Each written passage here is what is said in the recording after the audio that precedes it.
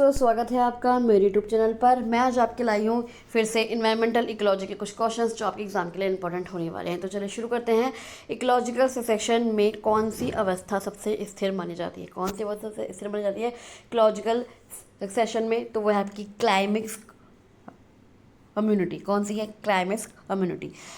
पारिस्थितिकी अनुक्रमण ecological section की प्रक्रिया में क्लाइमेट कम्युनिटी जो परम समुदाय होता है वह अंतिम अवस्था है जहाँ जैविक समुदाय और पर्यावरण के बीच एक संतुलन स्थापित हो जाता है। जैसे स्थिरता, यह अवस्था सबसे अधिक स्थिर मानी जाती है क्योंकि यहाँ प्रजातियों की संरचना में तब तक कोई बड़ा बदलाव नहीं आता जब तक कि कोई बाहरी व्यवधान जैसे आग या हास्य मानवीय हस्तक्षेप ना हो। तो ये क्लाइमेक्स कम्युनिटी मानवीय चरम समुदाय सबसे अंतिम अवस्था है। इसमें आमतौर पर प्रजातियों की विविधता और जैव भार अधिकतम होता है। इसके विपरीत अगर हम सबसे शुरू के स्टेज बात की जाए तो कौन सा है? वो है अपन पायोनियर स्टेज। कौन सा? पायोनियर स्टेज है सबसे शुरू की, और सबसे आपकी लास्ट की है क्लाइमेक्स कम्युनिटी। नेक्स्ट क्वेश्चन आते हैं। माइक्रोराइजा किसके बीच सहजीवी संबंध है? कौन सा? माइक्रोराइजा। तो ये है आपकी, ये कौन सा है? ये आपकी जड़ और कवक किसके बीच संबंध है? ये माइक्रोराइजा जड़ और कवक एक बहुत ही महत्वपूर्ण जैविक संबंध है जो प्रकृति में पौधों के पोषण में मदद करता है। यह कवक और उच्च श्रेणी के पौधों की जड़ों किसके, जो फंगी होता है और जो पौधों की जड़ें होती है, रूट्स होता है, के बीच का एक सहजीवी संबंध है।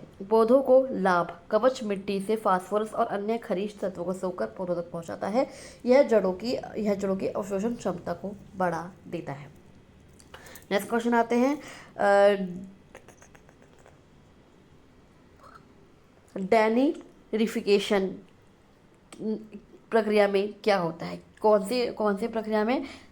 डैनिट्रिफिकेशन प्रक्रिया में क्या होता है? तो ये नाइट्रोजन की वह महत्वपूर्ण प्रक्रिया है जो मिट्टी में मौजूद नाइट्रोजन को वापस वायुमंडल में भेज देती है। क्या करती है? जो मिट्टी में मौजूद नाइट्रोजन होता है उसको वापस वायुमंडल में भेज देती है। कौन सी प्रक्रिया? डैनिट्रिफिकेशन। इस प्रक्रिया में क्या होता है? इस प्रक्रिया में मिट्टी के बैक्टीरिया होते हैं, जैसे आपके जो ये स्यूडोमोनस हो गए, स्यूडोमोनस ये मिट्टी के बैक्टीरिया हैं, और थाइबोकैलियस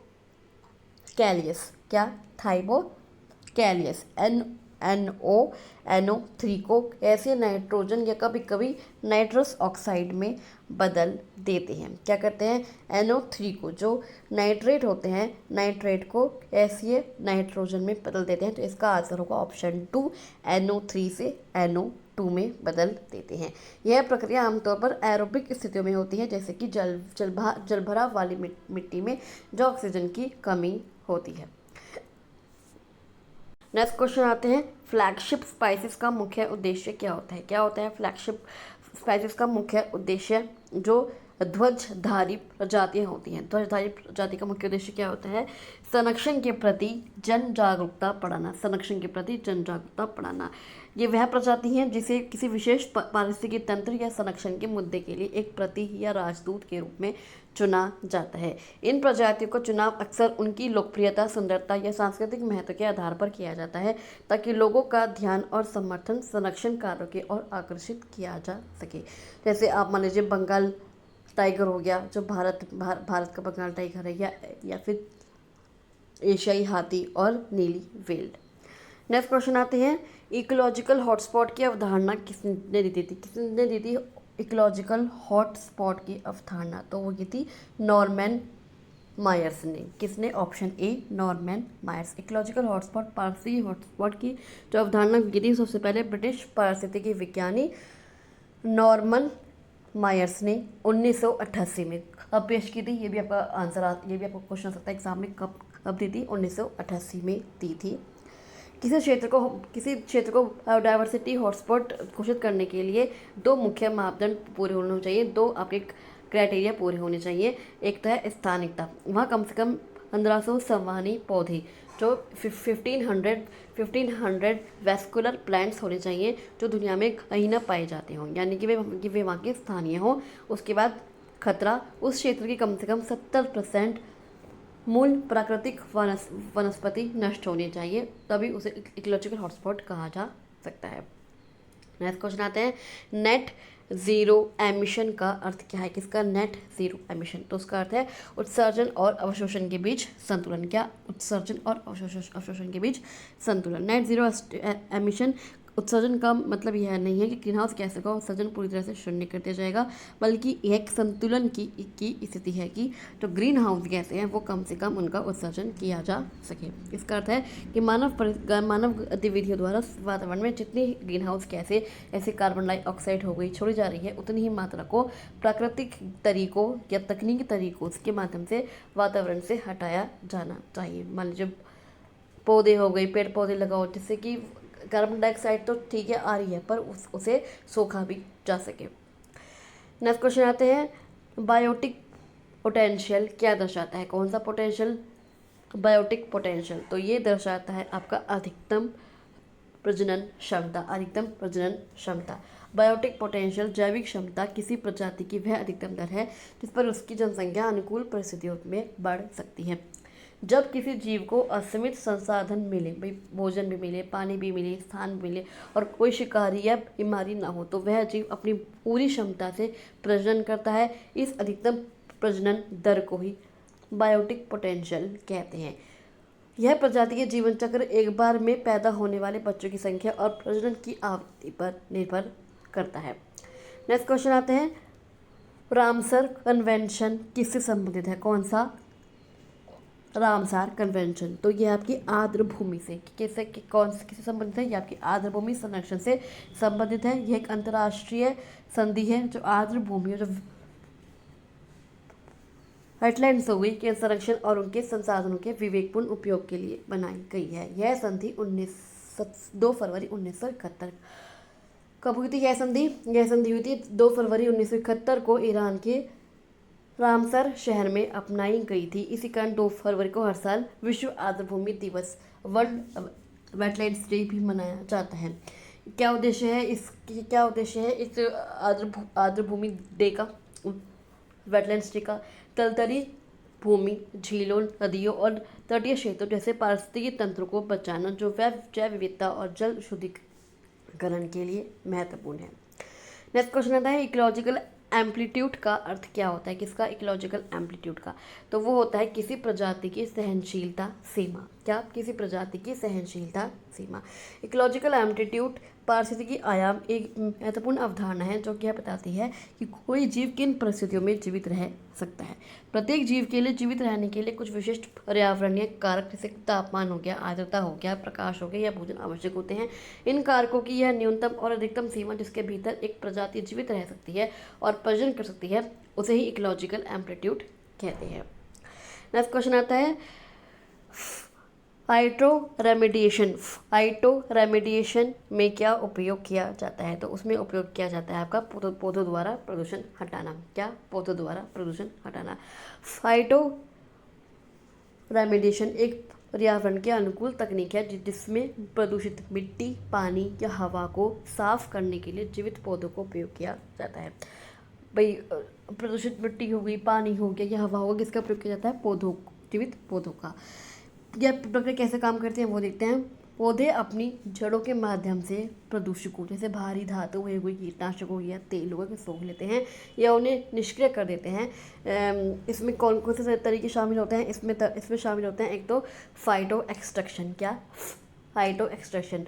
पौधे मिट्टी से जहरीले तत्वों को सोखकर अपने तनों और पत्तियों में जमा कर लेते हैं।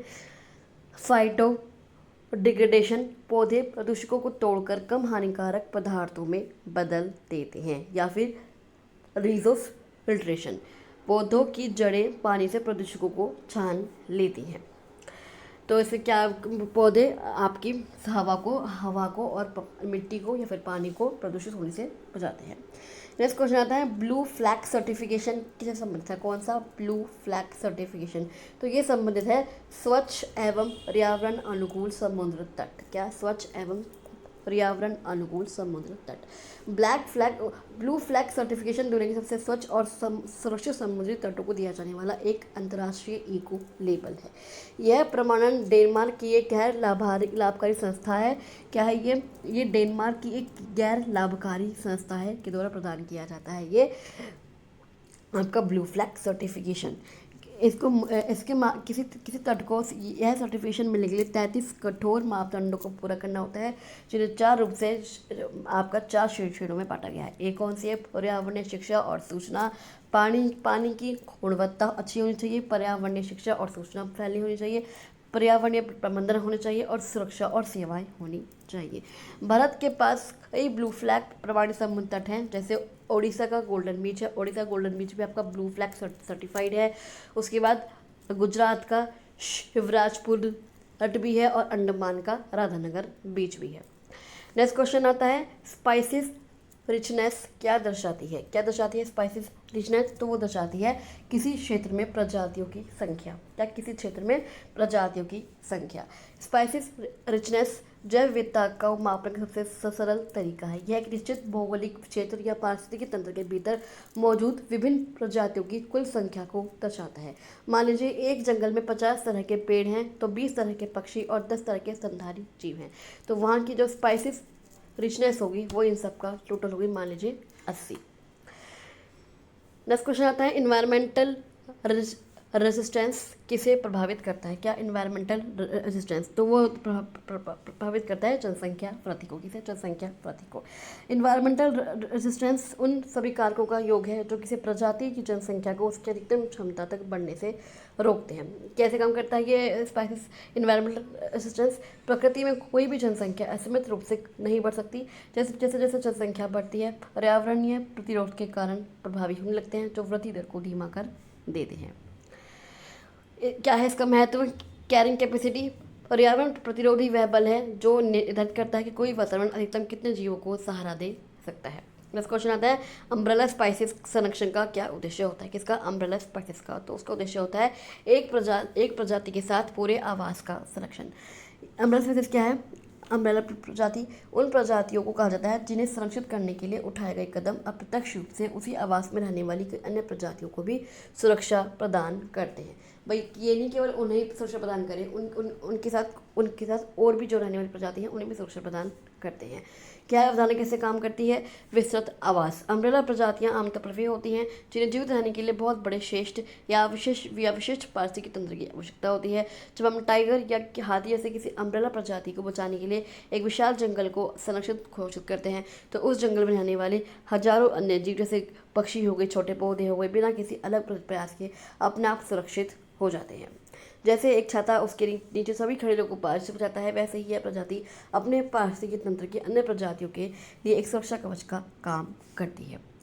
तो अगर हम कहेंगे कि अम्ब्रेला और फ्लैगशिप प्रजाति में क्या अंतर है, तो फ्लैगशिप जो प्रजाति है वो इन्हें लोगों का ध्यान और फंड जुटाने के लिए चुना जाता है। कैसे? इन्हें लोगों का ध्यान और फंड जुटाने के लिए चुना जाता है।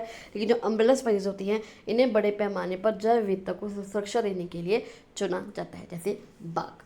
तो चलिए आप आज के लिए बस इतना ही। आपको ये वीडियो कैसे लगे आप मुझे कमेंट बॉक्स में कमेंट करके जरूर बताइएगा। अगर आपको वीडियो अच्छी लगे तो आप इस वीडियो को लाइक कर सकते हैं, शेयर कर सकते हैं और इस वीडियो को सब्सक्राइब करके जरूर जाएगा। चलिए मैं आपसे मिलती हूँ अगले वीडियो में, तब तक के लिए थैंक यू सो मच।